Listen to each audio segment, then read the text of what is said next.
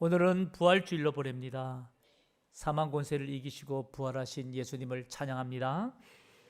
당시 유대 사회는 십자가에서 죽으신 예수님, 장사 지낸 지 사흘 만에 들려온 예수님의 이 부활의 소식이 빈 무덤을 본 자들로부터 전해지기 시작한 예수님의 이 부활의 소식은 점점 퍼져나가기 시작했어요. 성도 여러분, 전 부활을 맞이한 이 주일에 그때의 예루살렘의 분위기를 한번 상상해 보고 싶은 거예요. 예수님의 복음의 소식을 전해 듣게 된 예루살렘의 분위기는 어떠했을까? 예수의 부활의 소식을 전해 듣게 된 예루살렘의 분위기, 여러분 어떠했을까요? 아마도 이를 믿는 자들과 믿지 않는 자들로 나뉘어지지 않았을까라는 생각을 해봅니다. 왜냐하면 부활하신 예수님께서 이렇게 말씀하셨어요. 요한복음 20장 29절에 보면 예수께서 이르시되 너는 나를 본고로 믿느냐? 보지 못하고 믿는 자들은 복되도다. 여러분, 사람은 자기가 보지 못한 것은 믿지 않으려고 하죠. 사람은 자기가 경험해 보지 못한 일들은 신뢰하지 않으려고 하죠. 당시 예루살렘의 분위기를 보면 제자들조차도 예수님의 부활의 소식을 전해 들은 자들이 믿는 자들과 믿지 않는 자들로 나뉘어지지 않았을까라는 생각을 해보는 거예요.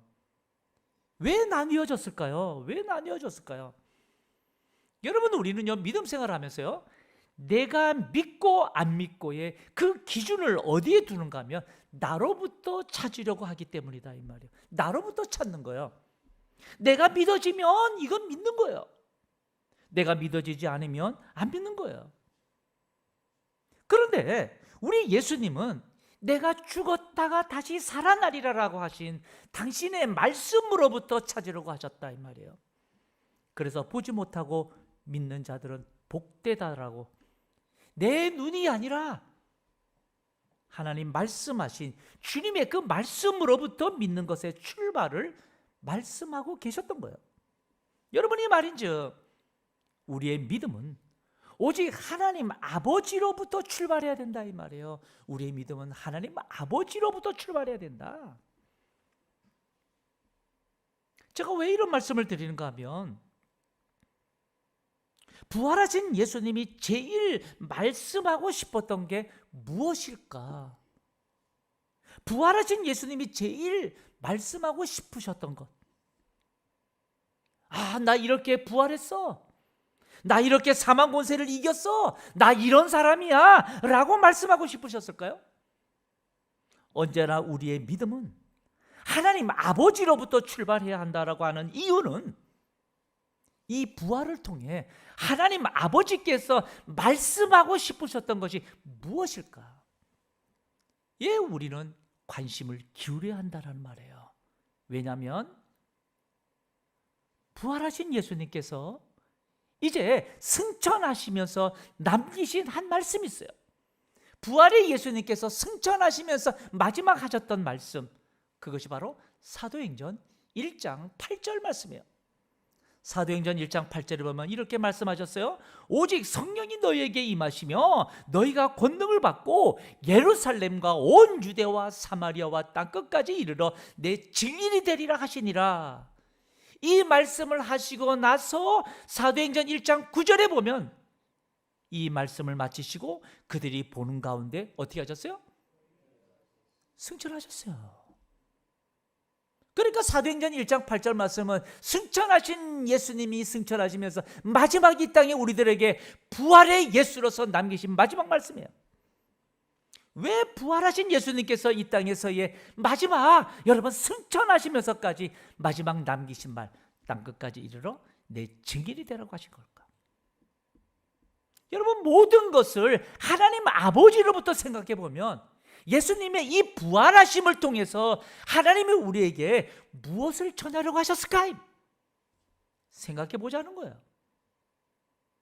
여러분, 이것을 우리가 알기 위해선 예수님께서 공생의 기간 동안에 우리가 무엇을 하나님 아버지로부터 생각하기를 원하셨는지를 우리가 알아야 되겠죠. 그래서 예수님께서 하나님 아버지의 마음을 가장 잘 말씀하셨던 그 말씀이 우리가 너무나 잘 알고 있는 누가복음 15장의 탕자의 비유다 이 말이에요. 탕자의 비유. 누가복음 15장에 예수님께서 하셨던 탕자의 비유를 보면 어느 날 여러분 어떤 사람에게 두 아들이 있었어요. 그런데 어느 날 작은 아들이 아버지에게 자신의 몫인 그 유산을 미리 달라고 요구합니다. 여러분 본래 유산이라고 하는 것은 부모님의 사후에 분배되는 거예요. 그런데 이 작은 아들은 참 배은망덕하게도 아버지가 살아계심에도 불구하고 자신의 몫을 달라고 요구한 거예요. 그런데 아버지는 이 작은 아들에게 무슨 이유인지 몰라도 이 유산을 또 나눠줍니다. 이제 이 유산을 가지고 이 작은 아들은 먼 나라로 떠나죠. 그리고 그곳에서 허랑방탕하게 재산을 다 탕진해 버리고 말아요. 모든 재산을 다 잃고서 어느 날 그 땅에 흉년이 찾아온 거예요. 그런데 돈이 없습니다. 먹을 것이 없습니다. 이 작은 아들은 급기야 돼지를 치는 사람의 집에서 얹혀 살면서 그 돼지가 먹는 주염 열매를 그걸 가지고 배를 채울 정도로 비참하게 살았어요. 주염 열매를 먹으면서 비참하게 살았던 이 작은 아들이 어느 날 깨닫게 된 거예요. 아, 내 아버지의 집에는 양식이 풍족한 품꾼이 얼마나 많은가. 그런데 나는 지금 아버지 집에 저 품꾼보다도 못하게 살고 있다. 지금 내가 이 주염 열매로 배를 채우고 사는 신세가 되었구나. 그러면서 드는 생각이 뭔가 하면 그래, 내가 아버지께 죄를 지었지만 아버지께 다시 돌아가야지. 내가 그렇게 돌아가서 아들이 아니라 나를 품꾼으로라도 좀 여겨달라고 받아달라고 내가 애원해야지. 그러면서 이 작은 아들이 집으로 돌아오죠. 그런데 소문이라는 것은 너무나 빨라요. 이미 저 먼 곳에서부터 작은 아들이 돌아온다는 소식을 전해 들은 이 아버지는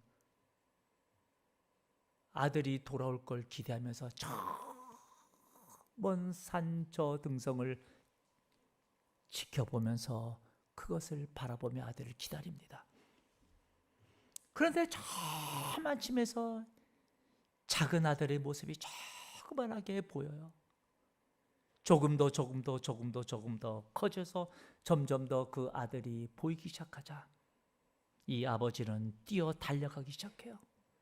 그리고 달려가서 저 배은망덕한 아들이지만 몰골을 보니까 거짓골을 하면서도 그럼에도 불구하고 아들을 보자 이 아버지는 끌어안으면서 울면서 기뻐하는 거예요. 여러분, 이것이 탕자의 비유의 끝입니다. 그런데 여러분, 이 팀 켈러 목사님께서 이 탕자의 비유를 통해서 누가 탕자냐라고 질문해요. 근데 이 팀 켈러 목사님은 이 누가복음 15장의 탕자의 이 모습을 보면서요, 둘째 아들도 탕자지만 첫째 아들도 탕자라고 말해요. 여러분, 이상하지 않나요? 어떻게 첫째 아들도 탕자입니까? 분명히 둘째 아들은 탕자가 맞아요. 아버지가 살아계심에도 불구하고 유산을 나누어 달라고 요구한 것 그 자체만 봐도요, 그런 탕자가 맞아요. 게다가 그 유산 받은 걸 가지고 술과 여자와 쾌락으로 다 날려버린 자에게 정말 돌이킬 수 없는 탕자가 맞아요. 그런데 멀쩡한 이 첫째 아들까지도 왜 탕자라고 할까 이 말이에요. 여러분, 우리 믿음의 삶에서 나로부터 뭔가 시작되면 믿고 안 믿고의 기준도 내가 되는 거예요. 내가 보아야 믿고 내가 이해되어야 이해되려고 하고. 그런데 우리 예수님께서 내가 본 거로 믿느냐 보지 못하고 믿는 자가 복되다라고 하신 이유는 뭐라고 여러분 생각합니까? 우리 믿음의 삶에서 나로부터가 아니라 하나님 아버지로부터 시작돼야 된다는 거예요. 내가 주님을 보지 못했어도 주님께서 말씀하신 그 말씀이 있기에 그 말씀을 믿고 신뢰하며 내 눈으로 그를 보지 못했어도 주님의 말씀이 있기에 믿게 된다는 거예요. 이처럼 탕자의 비유도 여러분 하나님 아버지로부터 시작이 되면 왜 첫째 아들, 둘째 아들 모두 다 탕자인지를 알 수 있게 되더라 이 말이죠. 자, 그럼 오늘 탕자의 비유 중에 가장 큰 긴장과 갈등이 나오는 본문이 뭔가 하면 25절입니다. 25절을 보셔요. 25절에 보면 맏아들은 밭에 있다가 돌아와 집에 가까이 왔을 때에 풍악과 춤추는 소리를 듣게 됩니다. 첫째 아들은 밭에 가서 지금 일하고 있는 거예요. 그리고 돌아왔는데 집에서 막 풍악 소리가 나고 웃음 소리가 나고 난리가 났어요. 이게 무슨 소린가? 종을 불렀어요. 야, 이게 무슨 소리냐? 그랬다니까 종이 말하는 거예요. 아버지 재산을 가지고서 나갔던 저 배은망덕한 당신의 동생이 돌아왔습니다. 당신의 동생이 돌아왔는데 아버지가 지금 막 잔치를 베풀고서 저렇게 풍악을 올리고 있습니다. 첫째 아들이 그 소리를 듣자 전문 용어로 꼭지가 돌았어요. 화가 머리끝까지 났어요. 28절을 보세요. 28절을 보니까 그가 노하여 들어가고자 하지 아니하거늘. 여러분, 만약 여러분 같았어도 여러분 이거 열받지 않았을까요? 만약 저와 여러분 같았어도 이 집에 들어갈 수 있겠습니까? 왜이죠? 이 맏아들, 이 형은 저 동생처럼 유산 달라고 하지도 않았어요. 저 동생처럼 허랑방탕하게 그 유산 여러분 술과 여자와 쾌락으로 날려버리지도 않았어요. 이 맏아들인 형은 오직 아버지와 함께 살면서 죽도록 일만 해왔어요. 누가 봐도 이 형은 여러분 억울합니다. 성도 여러분, 그런데 내 믿음의 삶에 있어서 내가 기준이 되면 이 맏아들만큼 억울한 삶이 어디 있냐 이 말이에요. 저 풍악 소리는 맏아들의 피를 거꾸로 쏟게 하는 최악의 소리였을지도 몰라요. 그런데 성도 여러분, 나로부터 시작하는 것이 아니라 아버지로부터 시작되면 어떨까요? 제가 왜 이런 말씀을 드리는가 하면 첫째 아들이 풍악 소리로 분노하여 집에 들어가지 않자 여러분 28절 다시 보셔요. 28절을 다시 보게 되면 그가 노하여 들어가고자 하지 아니하거늘 아버지가 나와서 뭐해요? 권한다. 권한다. 지금 아버지가 노하여 들어오지 않는 그 첫째 아들을 알고서 아버지가 달래러 나오셨다 이 말이에요. 저는 이 구절을 보면서 상상해 봤어요. 여러분, 만약 이 아버지가 나이가 90세요 100세가 다 된 노인이셨다면 여러분 어떤 그림이 그려질까요? 분노하여 들어오지 않는 아들을 달래려고 겨우겨우 한 걸음 한 걸음 겨우겨우 떼면서 이 첫째 아들에게 다가와서 그 아들의 손을 잡고 또 달래고 하고 있다면 여러분 어떨까요? 여러분 이 상황이 지금 무엇을 말해줄까요? 여러분, 우리의 모든 것은 나로부터 시작되면 이 첫째 아들만큼 억울한 아들 없어요. 그런데 성경은 나로부터가 아닌 아버지로부터 이 비유를 생각하기 시작하면 여러분 이 탕자 비유는 아버지의 메시지가 나오는 거예요. 아버지의 메시지가 나오는 거예요. 누가복음 15장 24절을 보세요. 24절에 보면 이렇게 말합니다. 이 내 아들은 죽었다가 다시 살아났으며 내가 잃었다가 다시 얻어노라.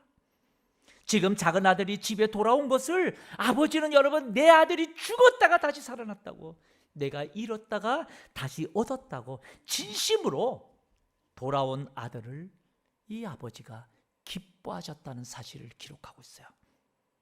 그래서 이 마음을 분노한 첫째 아들에게도 아버지가 전합니다. 누가복음 15장 31절을 보셔요. 31절에 보면 아버지가 이르되 예, 너는 항상 나와 함께 있으니 내 것이 다 내 것이다. 32절에 보세요. 이 내 동생은 죽었다가 살아났으며 내가 잃었다가 얻었기로 우리가 즐거워하고 기뻐하는 것 마땅하지 않겠냐? 라고 말씀합니다.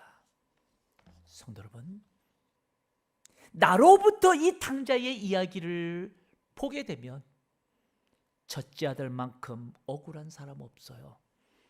나로부터 이 탕자의 비유가 시작되면 둘째 아들만큼 여러분 용서받지 못할 인간은 없어요. 그런데 정작 이 탕자의 이야기가 아버지로부터 이 모든 것들을 시작하고 생각한다면 이 탕자의 비유는 아버지가 기뻐하신 일이 무엇이냐를 우리들에게 질문해 주고 있었던 겁니다. 정말 아버지가 기뻐하신 일은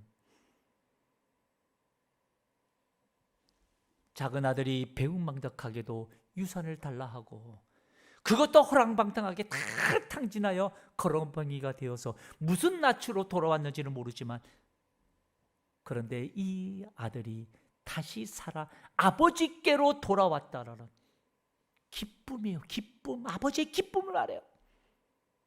첫째 아들에게도 여러분 아버지가 가장 기뻐하시는지 뭔지 아냐라고 지금 이 본문은 질문해 주고 있어요. 그 질문과 함께 아버지가 가장 기뻐하시는 일은 다름 아닌 아버지께로 돌아오는 아들, 아버지께로 돌아오는 아들이라는 메시지를 우리에게 주고 있습니다. 그런데 여러분, 둘째 아들도 아버지의 진정한 기쁨이 뭔지에 대해서 관심이 없었죠? 첫째 아들도 여러분 아버지의 진정한 기쁨이 뭔지에 대해서 관심이 없었어요. 그저 자기가 기준이 되어서 나만 억울하다.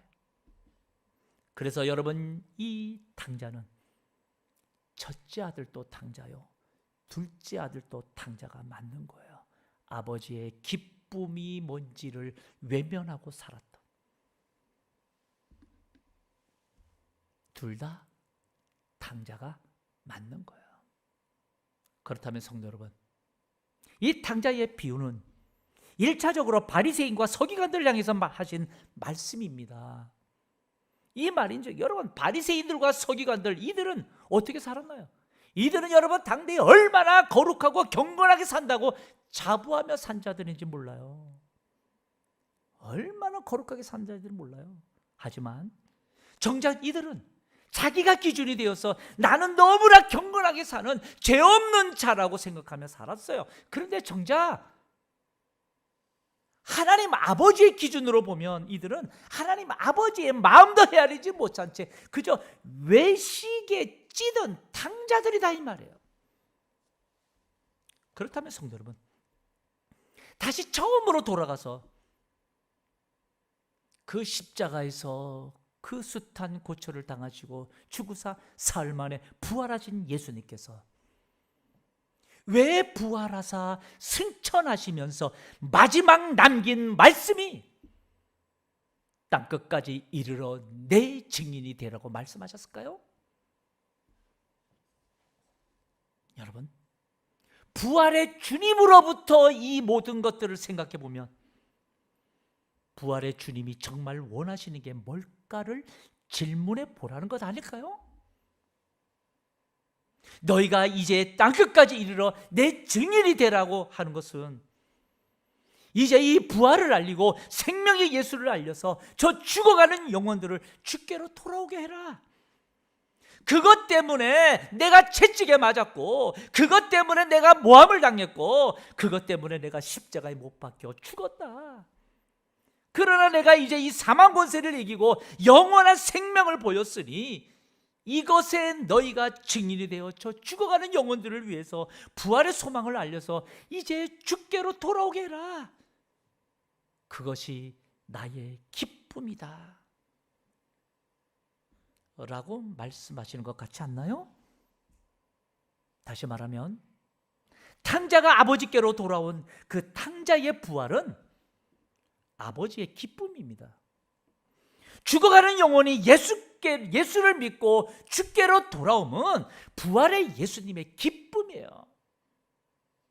그 기쁨 때문에 고난을 당하시고 죽으시고 그리고 부활하시는 거예요. 여러분, 이것이 우리가 전도해야 될 이유이다 이 말이에요. 내가 기준이 되면 여러분 이 힘든 거 귀찮은 거 왜 하냐? 전도? 아이고 뭐 그저 뭐 빈자리 채우려는 건 아닌가? 라고 말하는 이들도 수없이 많아요. 여러분 그 생각, 그 말은 세상 사람들이 말하는 것이고 사탄이 말하는 거예요. 주님은 우리에게 전도라고 하는 것이 내 교회 채우기 위한 수단이라고 말씀하지 않아요. 한 영혼을 예수 믿게 하려고 바울은 여러분 생명을 던졌어요. 나 같은 탕자를 주께로 돌아오게 하는 데 있어서 우리 예수님은 여러분 십자가에 못 박혀 죽으셨어요. 여러분 우리가 전도해야 하는 이유는 그저 빈자리 채우려고 하는 세상 소리에 동조하는 게 아닙니다. 우리를 끌어내리려고 수없이 유혹하는 사탄의 음성에 놀아나는 게 아니에요. 여러분 우리가 전도해야 되는 이유는 내가 죄사함 받았기 때문입니다. 내가 죄사함 받았기 때문이에요. 내가 죄사함 받을 그때에 우리 하나님 아버지가 가장 기뻐서 춤추셨기 때문이에요. 그런 내가 하나님 아버지의 이 기쁨을 외면하면서 그저 내가 기준이 되어서 나만 힘들다고 나만 기준이 되어 산다면 여러분 우리는 탕자입니다. 탕자예요. 성도 여러분, 부활의 예수님이 가장 기뻐하실 일은 예수를 모르고 영원한 생명이 부활도 모르고 사는 저들을 주께로 돌아오게 할 때, 그들이 주께로 돌아올 때 우리 주님이 가장 기뻐하십니다. 그게 하나님 아버지의 기쁨이에요. 그러기에 우리 모두 다 고난을 딛고 부활하신 예수님의 가장 큰 기쁨, 영원 구원이라는 사실을 여러분 믿으시고 이 믿음의 삶에 전도의 사명 잘 감당할 뿐만 아니라 전도로서 기뻐하시를 주님을 생각하면서 귀한 전도에 힘쓰는 우리 온 성도들 다 되시길 주님의 이름으로 축복합니다. 이를 위해서 우리 예수님께서 부활하셨다.